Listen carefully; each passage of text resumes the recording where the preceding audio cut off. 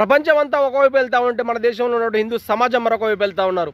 ప్రపంచంలో ఇతర మతాల నుంచి హిందూ ధర్మం గొప్పతనం తెలుసుకొని హిందూ ధర్మంలోకి వస్తుంటే మన దేశంలో హిందువులు ఏం చేస్తున్నారంటే ఈ సూడో సెక్యులర్ రాజకీయ నాయకులు చెప్పేటువంటి సొల్లు మాటలు వినేసి ఈ సూడో సెక్యులర్లు ఈ సెక్యులరిజం బోధిస్తూ వీళ్ళకి ఒక బతుకున్న శవాలక తయారు చేస్తూ ఉన్నారు. ఖచ్చితంగా చెప్పాలంటే ఇంకా ఒక నపూసకులుగా తయారు చేస్తూ ఉన్నారు హిందూ సమాజాన్ని.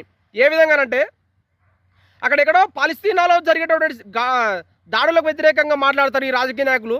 కానీ ఈ దేశంలో హిందువుల్ని ఒక పక్కన చంపుతుంటే ఒక దేవాలయాల్ని ధ్వంసం చేస్తూ ఉంటే ఏనాడైనా కానీ ఒక రాజకీయ నాయకుడు మాట్లాడతాడా? ఎవరు మాట్లాడరు. పైగా ఎవరైనా మాట్లాడితే వీళ్ళని ఏమంటే మతోన్మాదులు, వీళ్ళపైన కేసులు, పీడియాక్లు ఇట్లా రకరకాలుగా పెట్టి వేధిస్తూ ఉంటారనమాట. కానీ ఇవన్నీ చూస్తూ ఈ హిందూ సమాజం కూడా ఏనాడైనా కూడా స్పందించరు. ఎవరైనా స్పందిస్తే వీళ్ళని ఏమంటే మళ్ళీ రాజకీయ నాయకులే కాదు హిందూ సమాజం వీళ్ళని మతోన్మాదులు అని అంటారనమాట. వీళ్ళకేం పని లేదు, వీళ్ళ పని పాట ఉండదు. అరే భాయ్, నీకు వాళ్ళు చెప్పే సొల్లు కబుర్లు వింటూ ఈ సెక్యులర్ అంటూ ఇంకా వెళ్ళిపోతా ఉన్నావు. కానీ నీ అస్తిత్వాన్ని కోల్పోతావు నువ్వు. నీ దేశంలో ఇది భారతదేశం అంటే హిందూ సమాజం, హిందుస్థాన్. ఇది ఈ హిందుస్థాన్లో హిందువులకే చోటు లేకుండా అయిపోతుంది.